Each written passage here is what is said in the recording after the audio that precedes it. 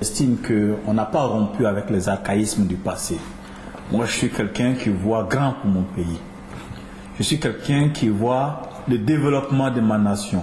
Je ne suis pas quelqu'un qui voit mon pays comme étant un espace où on met en place une mafia qui se passe des marchés, qui utilise le prétexte de quelques travaux pour enrichir un clan et on fait croire que c'est cela le développement. C'est ça la réalité aujourd'hui du système Ouattara. On utilise des prétextes. Les travaux sont des prétextes, quelques grands travaux, pour enrichir des personnes d'un système de passation des marchés dans un espace familial ou clanique. Derrière ça, le peuple, il est laissé. Et bien au contraire, on a un peuple qui est maintenu dans la misère et on entretient cette misère. Et je vous le donne par exemple le cas de l'école où il y a une conservation de la hiérarchie des classes par le système qu'il a mis en place. Nous disons que nous voulons combattre cela. Nous avons affaire à quelqu'un qui donne des marchés à qui? À ses amis.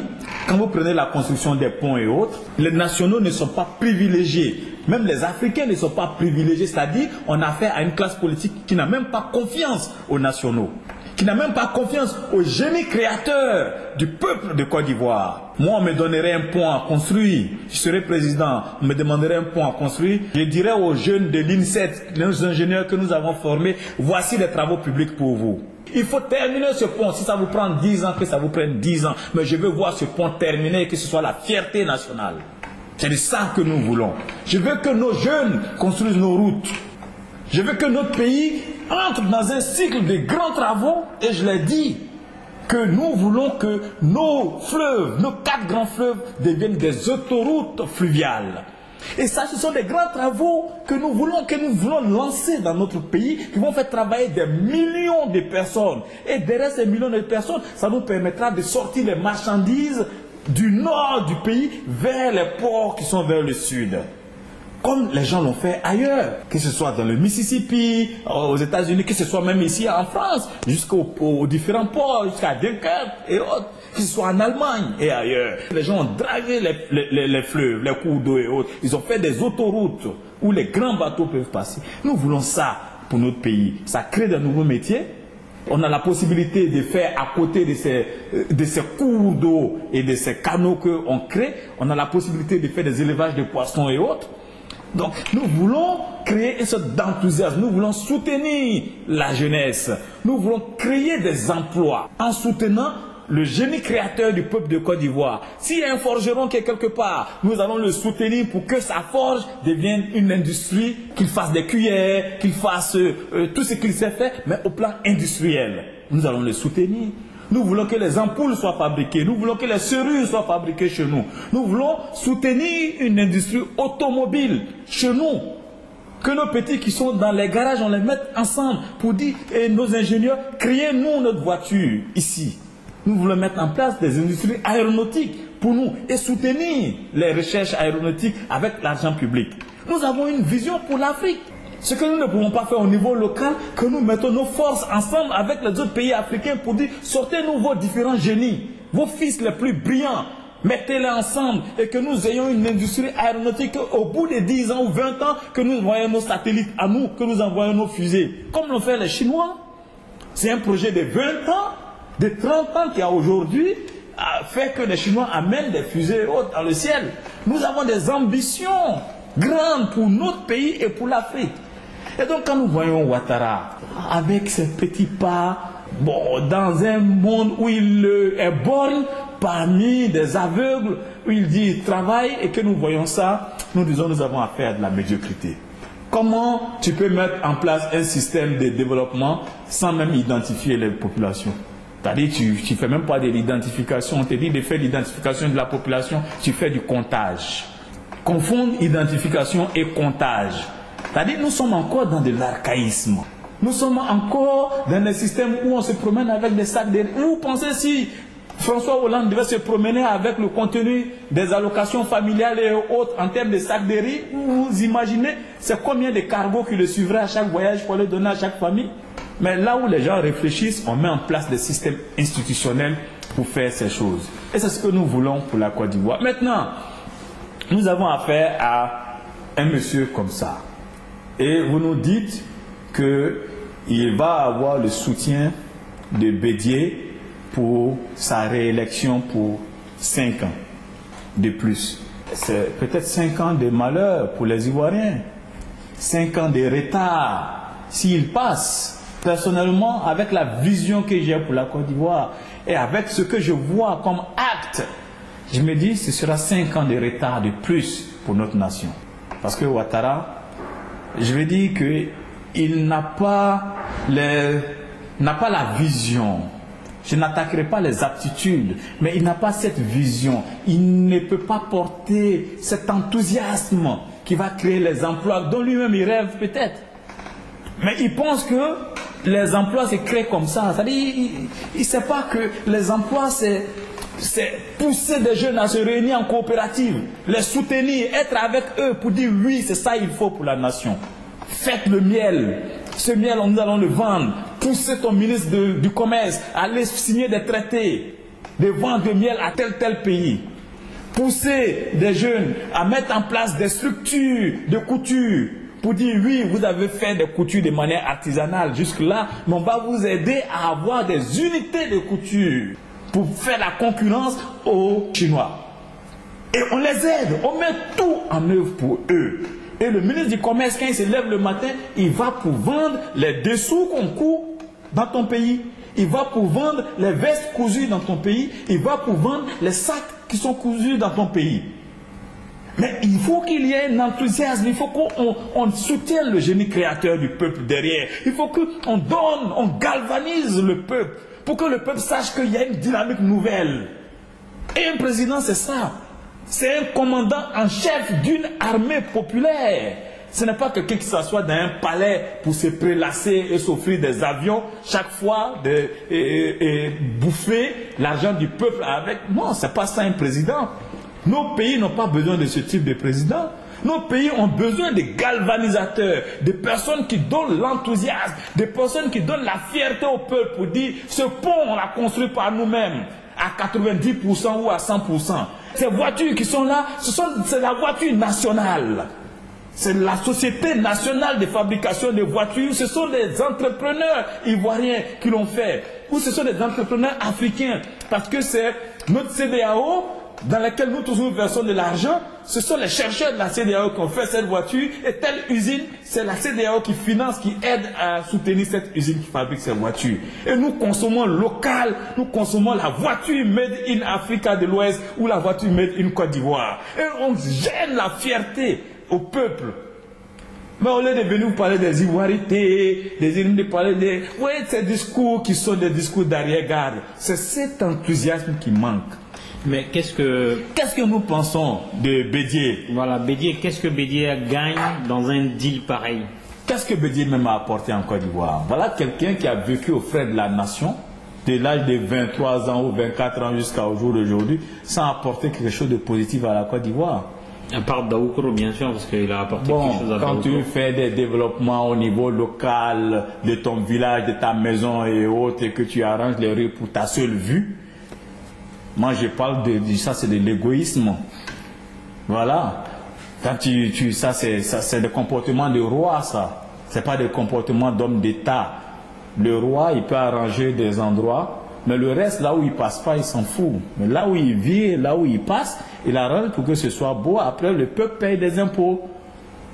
Ce genre de comportement, il a été là pendant combien d'années? Est-ce qu'il y a eu un revenu de solidarité en Côte d'Ivoire pour les pauvres? Rien. Mais qu'est-ce qu'il a gagné? Parce qu'il faut rappeler... Qu'est-ce qu'il gagne? Ce qu'il gagne, c'est qu'il utilise le PDCI, qui est son parti, comme un instrument de marchandage pour maintenir son confort de vie personnel et nourrir sa bourgeoise avec laquelle il est. Voilà, c'est ça qui est la réalité. Donc, utiliser l'appareil, la machine PDCI, qu'il gère de façon tribale, parce qu'il s'est dit qu'ils ont une influence tribale sur le parti des Baoulés, et donc lui, en tant que le chef tribal, il peut donner des consignes de vote aux Baoulés, et en tant que chef, il doit avoir sa part de notable dans la gestion du pays. Donc, en allant soutenir Ouattara, c'est de garantir que lui, c'est pas personnel, et que ses possibilités de nommer ses amis ou les gens de son clan dans le pouvoir. Donc c'est un schéma de partage de pouvoir, tout simplement. Il a quand même augmenté les enchères dans la mesure où c'est pas Bédié qui est venu à Abidjan ni à Yamoussoukro. Peu importe dans la façon dont ça s'est fait, c'est du marchandage. Ce qu'il faut retenir, c'est que nous avons affaire à du marchandage des notables pour la gestion des ressources du pays, des notables qui se partagent des postes entre eux et qui veulent leur part.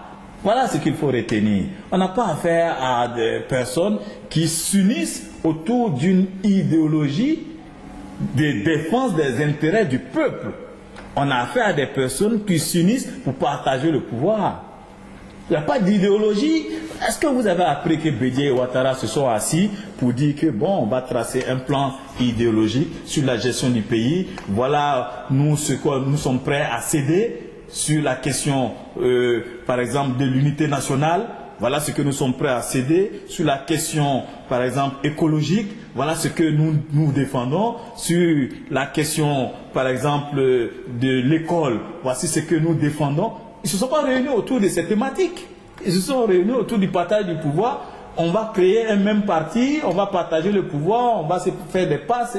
Moi, quand je vois ce type de réunion, des marchandages autour du pays, qu'on voit comme un gâteau à partager, je me dis, bon, nous avons affaire à une bourgeoisie locale qui s'entend sur les conditions du partage du gâteau national.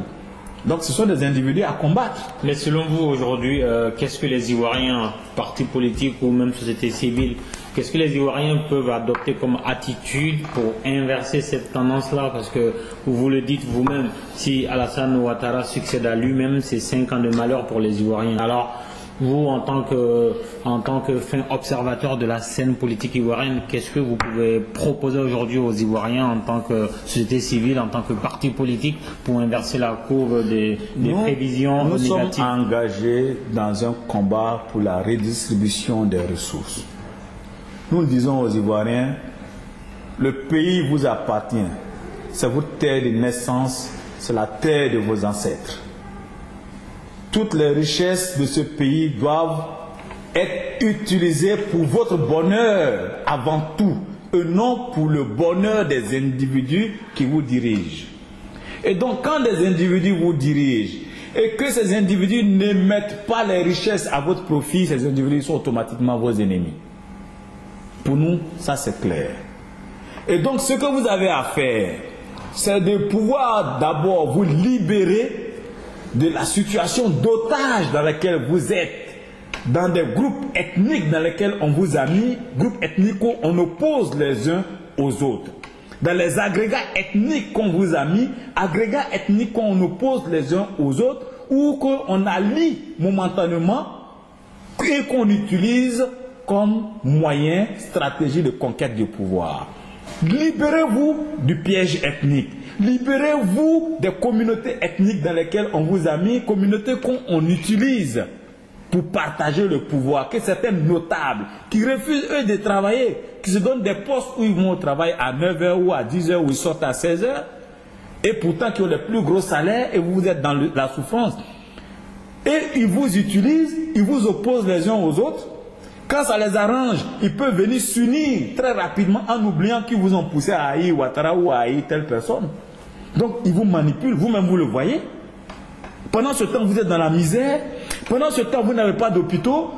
Pendant ce temps, vos enfants n'ont pas accès aux universités parce que vous êtes pauvres.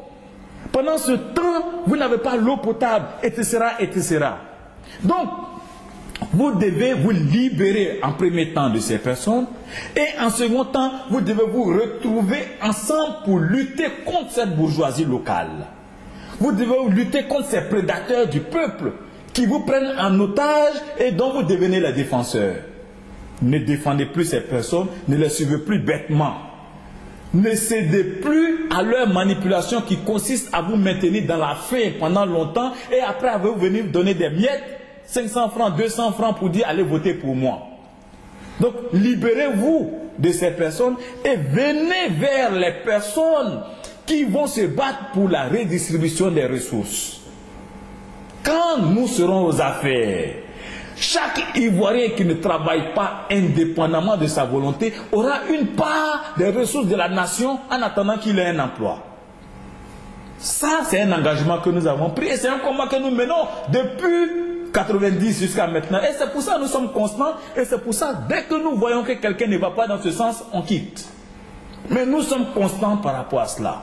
Dès que nous serons aux affaires, nous verrons à ce qu'il y ait l'égalité des chances au niveau de l'école, que l'université soit gratuite pour les fils de pauvres, tous ceux qui sont au SMIC ou en dessous, qui ont des ressources qui ne leur permettent pas de payer des cours à un certain montant, ils auront l'université gratuitement, parce que l'égalité des chances au niveau de la connaissance et du savoir est le moyen pour pouvoir effacer les différences. Lorsque nous serons aux affaires, nous créerons des emplois. Nous verrons, comme nous l'avons dit, à ce que d'abord les 4 grands fleuves soient des voies de navigation. Et ce sera une bataille générationnelle.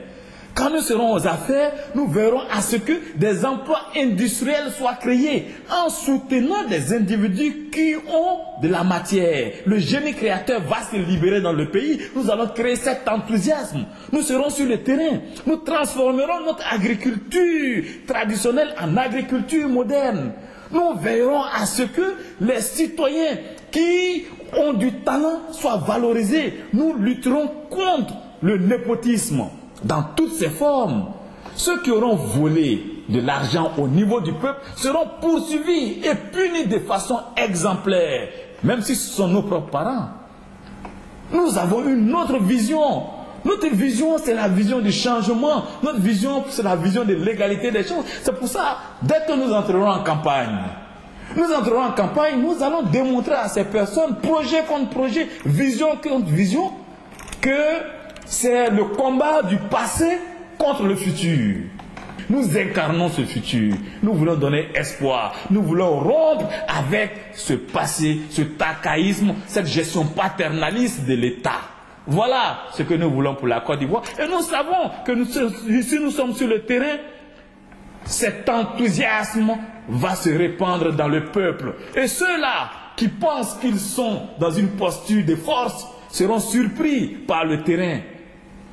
Parce que notre conviction de changer cette nation va loin. Et cette conviction se repose sur l'unité nationale d'abord comme socle.